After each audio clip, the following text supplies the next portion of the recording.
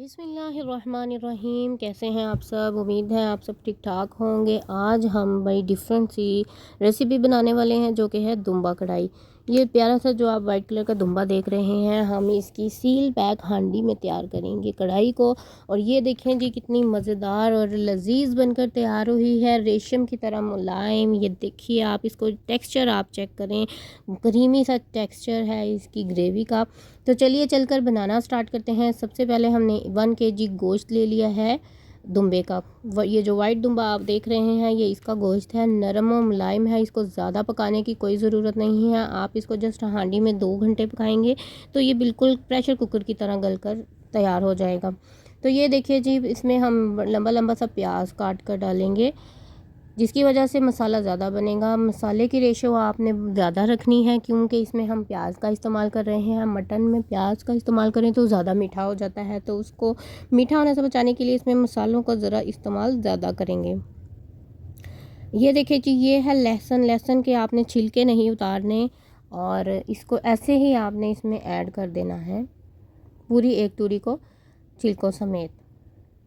इसको धोने की भी ज़रूरत नहीं है, ये ऐसे ही आप साफ़ सुथरे होते हैं। जब आप इसके छिलके उतारेंगे तो ये बिल्कुल साफ़ सुथरे होंगे। ये है मेरे पास दही। दही की लिया हमने 1 कप। दही के बगैर किसी भी चिकन की मैरिनेशन या किसी भी मटन की मैरिनेशन कंप्लीट नहीं होती। किसी भी मैरिनेशन के लिए जो दही है वो बहुत ज़्यादा अहम किरदार अदा करता है। ये है मेरे पास सरसों का तेल। सरसों के तेल को मैंने अच्छे तरीके से पहले कुक कर लिया था, जिसकी वजह से इसकी जो बैड स्मेल होती है वो निकल चुकी है। अब इसमें जो हमारा ऑयल रह गया है वो प्योर सरसों का तेल है। सरसों के तेल में बने खाने होटलों में मिलते हैं, रेस्टोरेंट में मिलते हैं और उनके जायके लाजवाब होते हैं, जिसकी वजह से आप उनको ज़्यादा प्रेफर करते हैं। तो आप इनको घर पर भी बना सकते हैं बहुत ही आसानी के। आप लोग मेरी वीडियो को फॉलो करते रहें, मेरे चैनल को सब्सक्राइब करते रहें, फिर आपके लिए कुकिंग करना बहुत ही आसान हो जाएगा। तो लीजिए जी, ये हमने इसको मैरिनेट करके रख दिया है 2 घंटे या इससे ज़्यादा। अगर आप ओवरनाइट रखना चाहते हैं तो आप वो भी कर सकते हैं। मसाला जितना आप ज़्यादा लगेगा उतना टेस्टी बनेगा और कुकिंग का टाइम है जो कम हो जाएगा। तो इसमें आपने और कुछ ऐड नहीं करना, सिर्फ इसमें हमने प्याज और मटन और मसाले ऐड किए हैं। ये है हमारी हांडी, स्पेशल हांडी है। इसको हमने एक बार अच्छे तरीके से ग्रीस कर लेना है ऑयल के साथ। सरसों के तेल के साथ ही मैं इसको ग्रीस करूँगी। नीचे हमने मिट्टी लगाई थी, इसके पहले भी मैंने इस हांडी बनाई थी तो मैं लगा चुकी हूँ, अब मुझे ज़रूरत नहीं है। लेकिन इसको अंदर से आपने सरसों के तेल से अच्छे तरीके से ग्रीस करना है ज़रूर। और थोड़ा सा तेल हम पैंदे में भी छोड़ देंगे ताकि नीचे से जले ना। अगर आप 2 से 3 घंटे भी इसको पकाएंगे ना तो ये जलेगी नहीं। ये देखिए जी, इसमें मैंने साबुत मिर्चें भी ऐड कर दी हैं, वो भी रेड कलर की।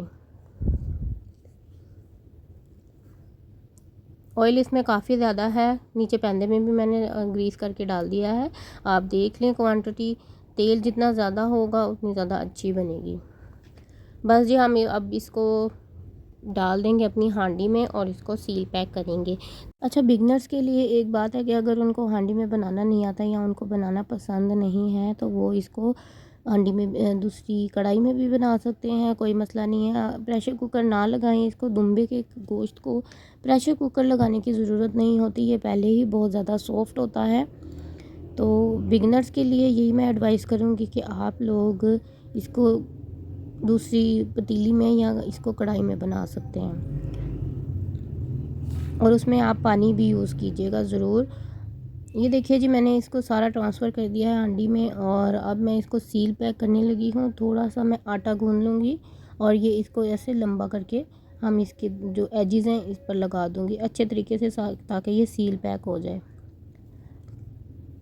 ये थोड़ा सा कम पड़ा था और वैसे भी ये ढक्कन जो था ना ये बिल्कुल सूटेबल नहीं था, तो इसको मैंने उल्टा करके, इसी को उल्टा करके ढक्कन को इसको अब अच्छे तरीके से फैलाकर इसके एजेस को बंद कर दिया। ऊपर नीचे एजेस दोनों बंद होने चाहिए, दरमियान से हवा ना निकले।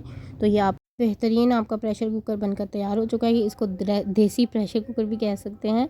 तो इंशाल्लाह आपकी हांडी बेहतरीन बनेगी। तो चलिए जी, बर्नर पर चढ़ा दिया हमने अपनी हांडी। सबसे पहले हमने इसको फ्लेम को बहुत ज़्यादा हाई रखना है 10 से 15 मिनट के लिए, ताकि ये अच्छी तरह से तप जाए। उसके बाद हमने इसको लाइट कर देना, यानी कि मीडियम करके हमने इसको छोड़ देना है। और इसमें आपके पास ये ऑप्शन नहीं है कि आप इसको खोल कर चेक कर सकते हैं। आपको टाइम का पता होना चाहिए, एक्यूरेट टाइम पे आपने इसको देख लेना है।